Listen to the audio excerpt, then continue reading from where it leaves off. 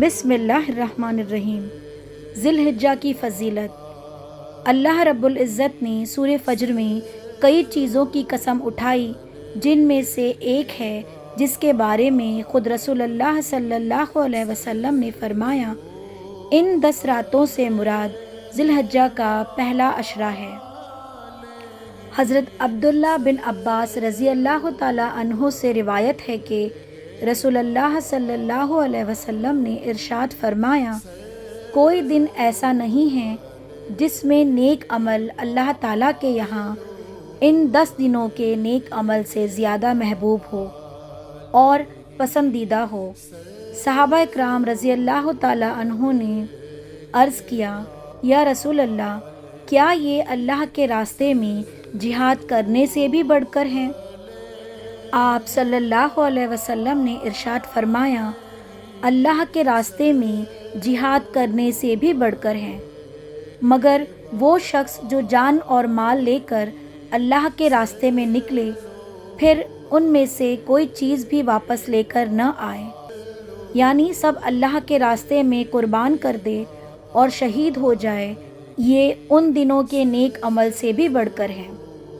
حضرت عبداللہ بن عمر رضی اللہ تعالیٰ عنہ سے روایت ہے کہ رسول اللہ صلی اللہ علیہ وسلم نے ارشاد فرمایا، اللہ تعالیٰ کے یہاں 10 دنوں کی عبادت سے بڑھ کر عظیم اور محبوب تر کوئی عبادت نہیں، لہٰذا ان میں لا الہ الا اللہ، اللہ اکبر، الحمدللہ کثرت سے پڑھا کرو۔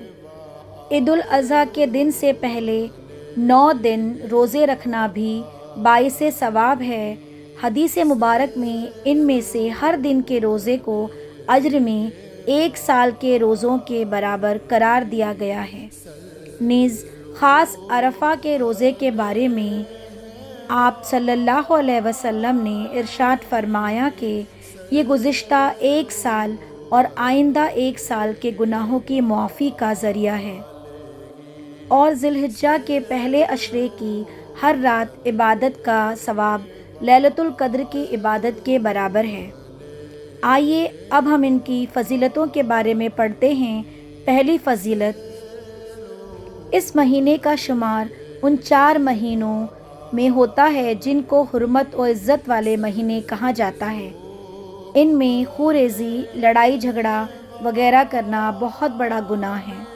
دوسری فضیلت یہ ہے کہ اس مہینے کے پہلے 10 دنوں میں کیے جانے والے نیک اعمال کا ثواب باقی ایام کے مقابلے میں زیادہ عطا کیا جاتا ہے۔ تیسری فضیلت یہ ہے کہ اس مہینے کو یہ فضیلت بھی حاصل ہے کہ یہ دین اسلام کے 5ویں اہم ترین رکن حج کی ادائیگی کا مہینہ ہے، اس لیے اس مہینے کا نام ہی ذی الحج رکھا گیا ہے، یعنی حج والا مہینہ۔